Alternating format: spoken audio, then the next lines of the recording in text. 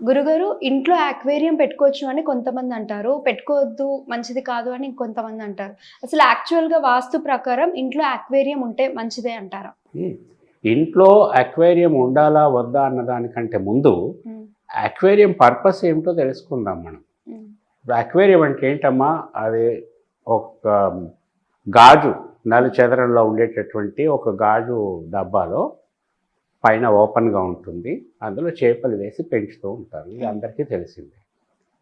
ఈ చేపల పెంపకం అన్నది పెద్ద ఎత్తున చేసేవాళ్ళున్నారు. హ్మ్. నాకు తెలిసి ఒకాయన తన గెస్ట్ హౌస్‌లో అక్వేరియం కొన్ని లక్షలు విలువ చేస్తుంది. హుహు. Aquarium itself. అంత పెద్ద అక్వేరియం మెయింటైన్ చేస్తారు. అందులో ఉండే చేపలు కూడా రకరకాల సముద్రపు చేపలు. ఆ వాటర్ కూడా సముద్రపు వాటర్. హుహు. అందులో అక్వేరియంలో డాక్టర్ ఫిష్ ఒకటి ఉంటుంది. అందులో ఏదైనా ఒక చేపకి సుస్థి చేస్తే ఈ డాక్టర్ ఫిష్ పోయి కన్సల్ట్ చేస్తుంది. హ్మ్. మళ్ళీ అక్కడ ఆహ్, దాన్ని ఇది క్లీనింగ్ ఫిష్ ఉంటాయి ఒకటి 2.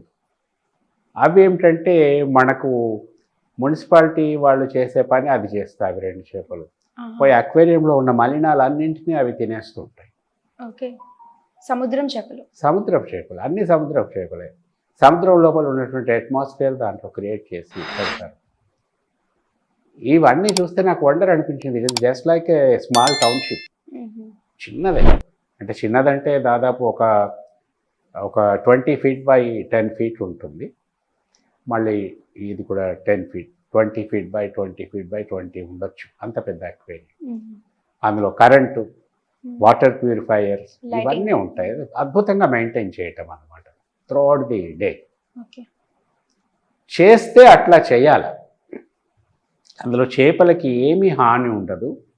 ఆ చేపలుకి కావాల్సిన అవి బతకటానికి కావాల్సినటువంటి అట్మాస్ఫియర్ పర్ఫెక్ట్‌గా ఉంటుంది అందులో. హ్మ్. ఆహారం కూడా టైమ్‌లీ ఎంత అదంతా కూడా మెయింటెనెన్స్ ఉంటుంది. హ్మ్. ఇప్పుడు మనం ఇంట్లలో తెచ్చిపెట్టుకునే అక్వేరియంస్ హ్మ్. అంత మెయింటెనెన్స్ మనం ఎక్కడ చేస్తాము? మామూలు ఒక చిన్న అక్వేరియం తెచ్చిపెట్టుకుంటాం. మన సరదా కొద్దీ 4 చేపలను వేస్తాం. హ్మ్. దానికి ఆహారం వేస్తాం. చూస్తూ ఉంటాం. అప్పుడప్పుడు లైట్లు వేస్తాం. ఇంటికొచ్చిన వాళ్ళకి చూపెడతాం అంతే. హ్మ్. That is not called the maintenance. Okay. Maintenance చాలా ఉంటుంది. ఇప్పుడు మీరు ఆ చేపలని అట్లా వదిలేసి ఒక 2 రోజులు మీరు ఊరెళ్ళొచ్చారనుకోండి. హ్మ్. దానికి ఆహారం చేసేవాళ్ళు ఉండరు, మెయింటెనెన్స్ ఉండదు. మీరు ఊరు నుంచి వచ్చేసరికి అందులో ఏదో ఒక చేప చచ్చిపోయి నీళ్ళ మీద తేలుతూ ఉంటుంది. హుహు.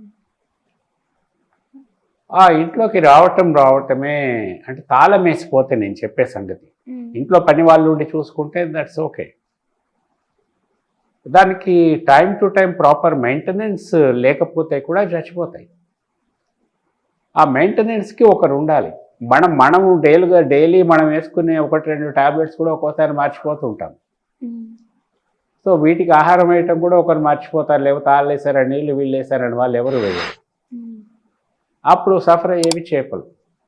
సో ఇట్లా చేపలు చచ్చిపోవటం అక్వేరియంలో ఏదైతే ఉంటుందో అవి బాగా ఆకలికో లేకపోతే అనారోగ్యంతోనో బాగా సఫర్ అయ్యి చచ్చిపోతుంటాయి.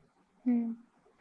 ఆ చచ్చిపోయినప్పుడు మనం సింపుల్‌గా నెట్‌తో తీసి పారేస్తాము. వేరే 2 కొత్త చేపలు తెచ్చేసుకుంటాం. కానీ ఆ అవును. సఫరింగ్ ఉంది చూసారా ఇంట్లో. That creates lot of negative vibrations. హ్మ్. ఇది గోస అంటాం. గోసకు సంబంధించింది. ఏదైనా అనారోగ్యంతో బాగా సఫర్ అయ్యి చచ్చిపోతే అది గోస అంటారు.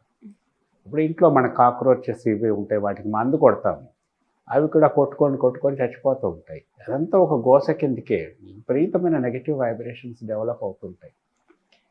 బట్ మనము మెయింటెనెన్స్ రీత్యా ఇవన్నీ చేయాలి తప్పదు. కానీ ప్రత్యేకంగా ఒక అక్వేరియం తీసుకొచ్చి ఇంట్లో పెట్టుకొని కొత్తగా ఒక నెగెటివ్ వైబ్రేషన్స్‌ని క్రియేట్ చేసే దాన్ని ఎందుకు ఎంకరేజ్ చేయాలి మనం? హ్మ్. అది లేకపోతే ఇదంతా ఉండదు కదా! ఓకే. అందుకే ఇప్పుడు ఇంట్లో ఉండకూడనివి ఎన్నో ఉన్నాయి. దేవుని విగ్రహాలు కూడా ఇంట్లో ఉండొద్దని చెప్తాము. ఇంకట ఆ నియమోల్లంఘన జరిగినప్పుడు వచ్చే నెగటివ్ వైబ్రేషన్స్ వేరే ఉంటాయి. ఇది అట్లాంటిదే. సో ఇళ్లల్లో మనము ఎంత చక్కగా మెయింటైన్ చేస్తున్నాం అనుకున్నప్పటికీ చేయలేము. ఇప్పుడు పెద్ద పెద్ద మాల్స్లో అక్కడ ఇక్కడ పెద్ద పెద్ద అక్వేరియంస్ పెడతారు. వాళ్ళ మెయింటెనెన్స్ ఉంటుంది. సందర్శకులకి వినోదాన్ని కలిగించడానికి ఆ మెయింటెనెన్స్ వాళ్ళకి తప్పదు. సో మన ఇంట్లో అంత అవసరం లేదు. ఇట్లాంటివి వీలైనంత వరకు అవాయిడ్ చేయటమే అన్ని విధాలా మంచిది.